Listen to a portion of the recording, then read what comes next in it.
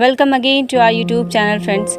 जब भी martial arts की बात होती है तो हमारे दिमाग में सबसे पहले चीन और वहाँ के शाओलिन टेम्पल के बुद्ध भिक्षुओं की तस्वीरें आती हैं। मार्शल आर्ट में सबसे इम्पोर्टेंस कुंफू रखता है और दुनिया में इसे सीखने की सबसे अच्छी जगह चीन का शाओलिन टेम्पल है।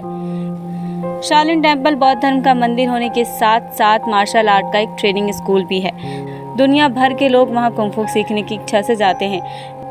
लेकिन क्या आप जानते हैं, जो शाओलिन टेम्पल में इस कला को लेकर आया वह एक भारतीय था जिनका नाम था बौद्ध धर्म। शायद आप में ज़्यादातर लोग नहीं जानते होंगे कि कुंफू असल में भारत की ही देन है, जो आज भारत में लगभग समाप्त हो चुकी है और चीन ने इसे अपना लिया है। तो चलिए जानते हैं कि आखिर कुंफू मार्शल आर्ट भारत से चीन तक पहुंचा कैसे। आज चीन के शाओलिन टेम्पल को मार्शल आर्ट सीखने के लिए सबसे अच्छी जगह माना जाता है।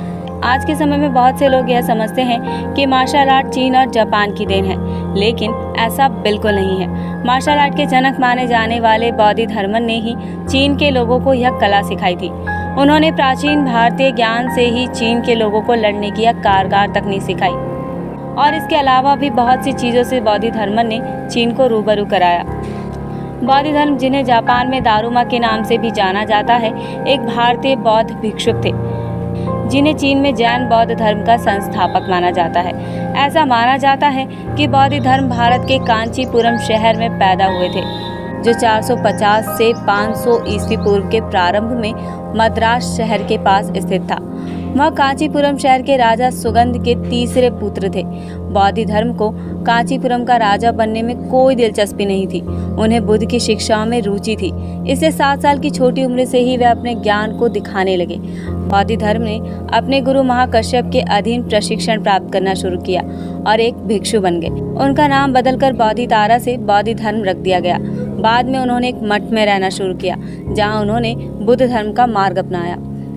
अपने पिता की मृत्यु के बाद बौद्ध धर्म ने अपने गुरु के मार्गदर्शन में पूरे भारत में ज्ञान और बौद्ध धर्म की शिक्षाओं को फैलाना शुरू किया।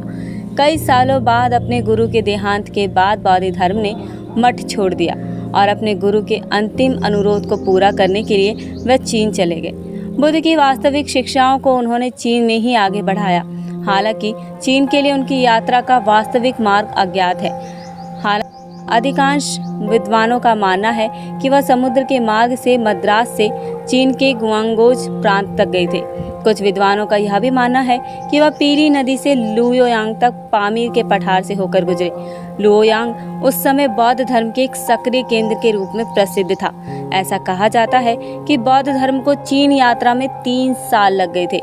चीन में जब बौद्ध धर्म ने बौद्ध धर्म का प्रसार करना शुरू किया, तब वास्तविक बौद्ध धर्म पर उनके शिक्षण के कारण उन्हें संदेह और भयंकर विरोध का सामना करना पड़ा। उन्होंने दावा किया कि बौद्ध शास्त्र केवल ज्ञान प्राप्त करने के लिए एक मार्ग है और आत्मज्ञान केवल ध्यान के अभ्यास से ही प्राप्त किया जा सकता है। बौद्ध धर्म ने प्रामाणिक ध्यान आधारित बौद्ध धर्म की शिक्षा को बहिष्कार और खारिज कर दिया।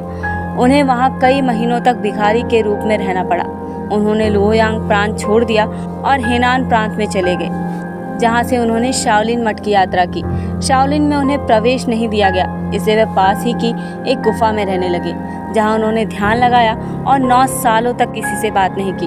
उनकी एकाग्रता और समर्पण को देखकर शाओलिन भिक्षु उनसे बहुत प्रभावित हुए और अंत में उन्हें मठ में प्रवेश दिया। उन्होंने भिक्षुओं को ध्यान के बारे में सिखाया, लेकिन जल्द ही उन्हें एहसास हो गया कि वह सब ध्यान के कठोर और लंबे सत्रों को सहन करने के लिए पर्याप्त रूप से मजबूत नहीं है। बौद्ध धर्म ने भारतीय श्वास व्यायाम और साथ ही मार्शल आर्ट कुंफू द्वारा उनकी ताकत और संकल्प को बढ़ाने की कोशिश की। बौद्ध धर्म शाओलिन में कई वर्षों तक रुके, जहां उन्होंने ध्यान के साथ कुंफू की भी ट्रेनिंग दी। बौद्ध धर्म की मृत्यु के बारे में कई विद्वानों का अलग अलग मत है। कईयों का कहना है कि उन्हें उनके शिक्षकों द्वारा जहर दे दिया गया था, तो कुछ विद्वान कहते हैं कि वह बौद्ध धर्म का प्रचार प्रसार करने जापान भी गए थे और कई लोग मानते हैं कि उन्होंने शाओलिन मठ में ही अपनी अंतिम सांसें ले ली। इस कारण उनकी मृत्यु का असली कारण बताया नहीं जा सकता। बौद्ध धर्म एक ऊर्जावान शिक्षक थे। अपने जीवन काल में उन्होंने अपने सर्वश्रेष्ठ प्रयास किए, लेकिन उनके विचारों का विरोध किया गया। इसके बावजूद उन्होंने प्रत्येक आदमी को जागृत करने के लिए प्रोत्साहित किया। भारत ने कभी उन लोगों का इतिहास संरक्षित नहीं किया जो कि भारत के असली हीरो थे। इन्हीं गुमनाम हीरो में से एक थे बोधिधर्मन, जिन्होंने दुनिया भर में तो काफ़ी नाम कमाया, लेकिन अपने ही देश में इन्हें कुछ खास पहचान नहीं मिल पाई। तो ये थी बोधिधर्मन के एक आम साधु से महान साधु बनने की कहानी। स्टोरी पसंद आई हो तो चैनल को सब्सक्राइब करें। ऐसी ही और इन्फॉर्मेटिव वीडियो के लिए जुड़े रहें हमारे चैनल के साथ।